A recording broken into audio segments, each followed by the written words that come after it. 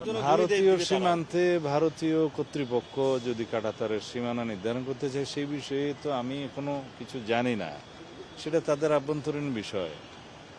আর আমাদের পক্ষ থেকে সীমান্তে সবসময় বিজিবি সতর্ক অবস্থায় আছে।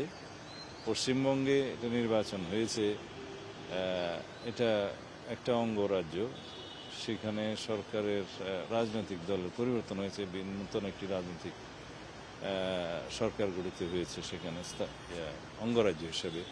বাট কেন্দ্রীয় সরকারের সাথেই তো বাংলাদেশের সোভারেন ইকুয়ালিটি হিসাবে আমরা কেন্দ্রীয় সরকারের সাথে সম্পর্ক রাখি। কোনো অঙ্গরাজ্যে সরকার পরিবর্তন হলো কিনা সেটা দিয়ে আমাদের পররাষ্ট্র সম্পর্ক নির্ভর করে না। আর সীমান্তে আমরা সবসময় সজাগ আছি। সীমান্তে অনুপ্রবেশ বা অন্যান্য যে কোনো রকমের আইন শৃঙ্খলা পরিস্থিতি যাতে মোকাবিলা করা যায় সে বিষয়ে আমরা আমাদের অবস্থান সবসময় পরিষ্কার এবং আমরা সতর্ক আছি, আমাদের বিজিবি সতর্ক আছে। ধন্যবাদ।